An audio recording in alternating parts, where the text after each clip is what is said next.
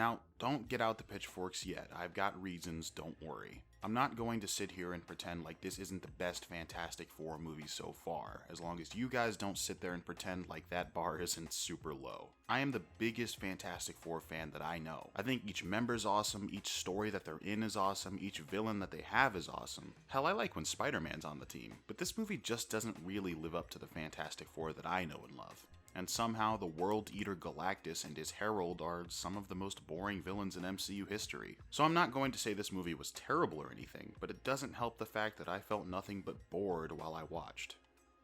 First off, the four main characters and their actors. I know everyone was pretty apprehensive of the casting of this movie, myself included, but I gotta say that's definitely not the problem. Each member of the team comes up and delivers a compelling performance in their own way. I actually think that Johnny Storm specifically was quite underwritten, but Joseph Quinn's performance carried the character. And Vanessa Kirby fits the blonde woman who can serve face, as well as Pedro Pascal fitting the man who has a one-size-fits-all schlong. But the characters themselves are pretty underwritten in general. The strongest is probably Reed, as he has a tangible arc about dealing with the unknown and going into fatherhood and having answers, or not having answers, and all that stuff. And equating being a parent with the idea of the unknown is actually a pretty cool metaphor for this movie and explains why it's called First Steps. And right next to him is Sue, whose arc mostly concerns caring for her family, and then realizing that the entire Earth is part of her family, and that she's just as willing to protect it as she is her child. Johnny and Ben are where stuff starts to fall apart. Johnny doesn't really have an arc per se, other than being slightly smitten with a metal woman whose cheeks he probably wants to clap. We spend 20 minutes of this movie watching him try to decode the Silver Surfer's language, only for him to make the shocking discovery that she's killed many planets before Earth.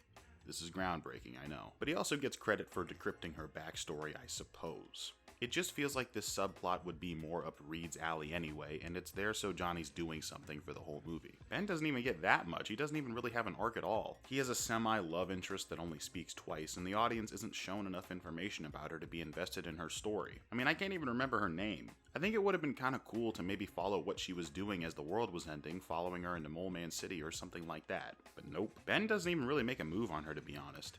Ben does serve his role as the rock of the team in a way, always being there when everyone needs him, especially when he delivers Sue's baby and flies the ship at the same time. But he still doesn't really change or grow by the end of the story, especially because his love interest doesn't do anything interesting. So the principal four are pretty good, their chemistry is good, their acting is good, and their writing is a bit hit or miss, but good at times. Well, what about the villains and the threats that the four face? That's another problem entirely. Shala Bal, again, isn't very compelling at all. It kinda just comes down to guilt-tripping the Silver Surfer into turning against Galactus at the end of the movie, which is cool, I guess, but it would have been way cooler if this didn't happen in the last Silver Surfer movie. Like that exact thing, except that that Silver Surfer had a metaphorical penis. And while I like that she and Johnny form a slightly personal connection, it still ultimately feels underdeveloped because Shala Bal runs away every single time progress is starting to be made in their relationship. They also established earlier that cheek clapping is not really the reason Johnny is trying so hard with her, so I appreciate that their relationship is pretty non-romantic. That's a plus. This is your reminder to like the video and subscribe to the channel. Thank you. As for Galactus, dude, I don't even know what to say. He's just boring. Like, literally everything outside of when he's introduced is boring. They didn't even really have him aura farm, and Lex Luthor was doing that in Superman. He had no arc, there were no twists or turns, and he didn't do anything that surprised anyone other than be defeated way too easily. This is Galactus, right? This dude is a world-ender villain, and you just beat him by pulling the old lure him into a trap maneuver. You didn't even do it right, and Sue had to blast him with the power of family to get the job done. Speaking of the action, it's kinda not that good in this movie. There's only two proper action sequences, the escape from Galactus' ship and the one in New York. Not only is this a criminally low amount, but the one in New York isn't even that good. You got the Thing, whose only job is to be strong, getting dusted over and over. You got Johnny, who's fully capable of going to supernova temperatures, just not doing anything like that. And then you got Reed, who starts whining when he gets pulled apart. Isn't that his whole thing?